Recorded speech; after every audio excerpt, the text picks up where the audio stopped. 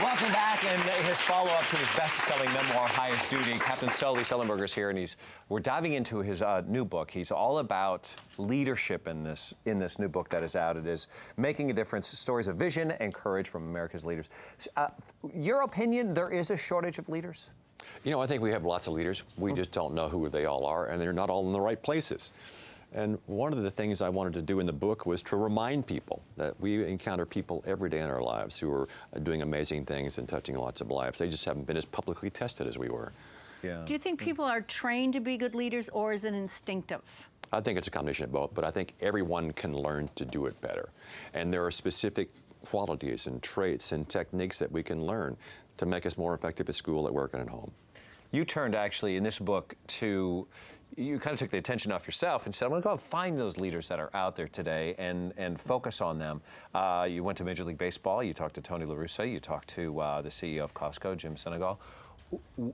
When searching and looking towards these people, what were the traits that you were identifying as leaders? I chose to interview and spend time with and learn from people I admired. And I had admired them from afar, and then in the last 4 years, I've had a chance to meet them and spend time with and have really extended, very personal, intimate conversations with them where they share their secrets. They tell very personal stories, some sad, some funny, but all of them very instructive. And I was looking for common themes, you know.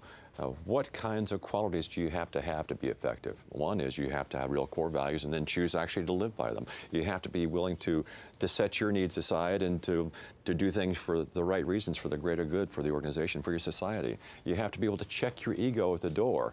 Mm-hmm. If you don't, then you close yourself off to collaboration, communication, the innovation of those around you. I love that. So, you know, these things are things that we can all learn to do and be better at. Were they, sorry, go ahead.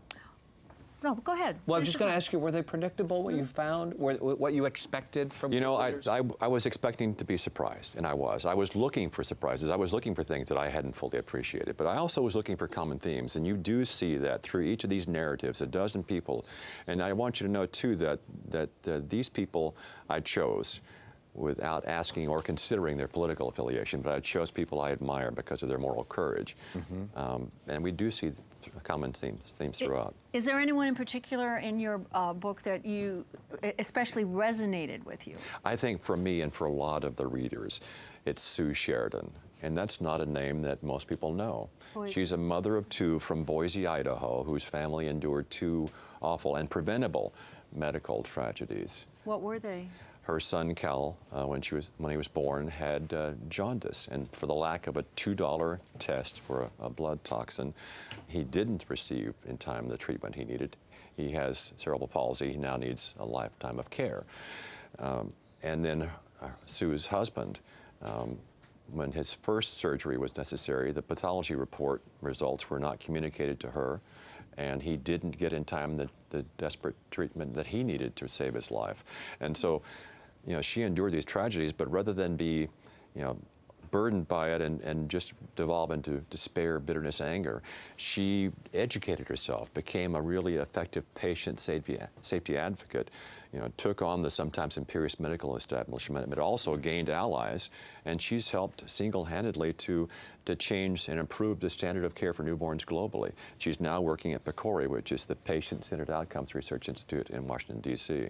So she's had a hand in really making hospital stays and patient safety better for everybody. Well, like you were reluctant to accept your status as a hero in our eyes, how did these guys? She was too. She also was an accidental leader, if you will, but she made it a commitment. Through her personal leadership by example, through her persuasive skills, she's able to make a real difference in people's lives. And I think it's a shining example of what's possible for each of us.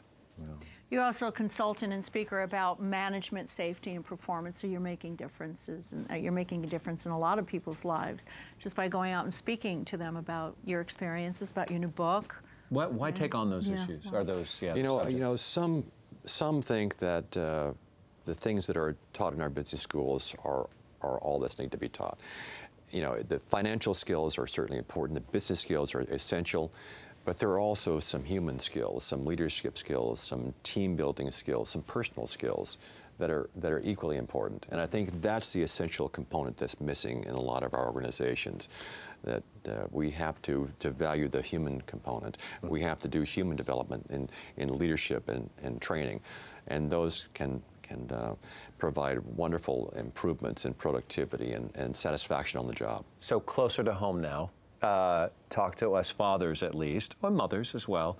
How do we make this sort of within our own four walls? How do we teach our children to become leaders that you say may not be recognized in our society today, but they're out there? I think the key is to model the behavior you want your children to have. They are smart, they pay attention, they're little sponges, and even at a very early age, if they hear you speaking to a friend on the telephone and using certain language, they will parrot it back to you. I guarantee it's happened in my home. And so, you know, how you drive, how you talk about others, how you view the world, it molds them and how they're going to behave. It imprints them for life. If not for life, for a long time. I hear my kids talk to each other the way I talk to them, with respect.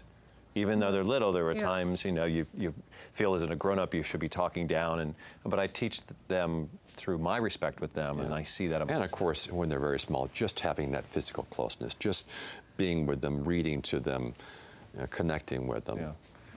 Wonderful. I wish you could live with us here in this house. It's so wonderful. I wish we could do like a whole 2 hours. I would like to. My daughters are 20 and 18. One's in college, one's about to go, and my wife and I both say, I would just like to have one day when they were little again, just to remember. Oh, you guys have to talk. But while you do that, well, thank you so much, Sully, for being here. Thank you, thank you. For more information on Sully's books, you can go to our website, hallmarkchannel.com/home and family.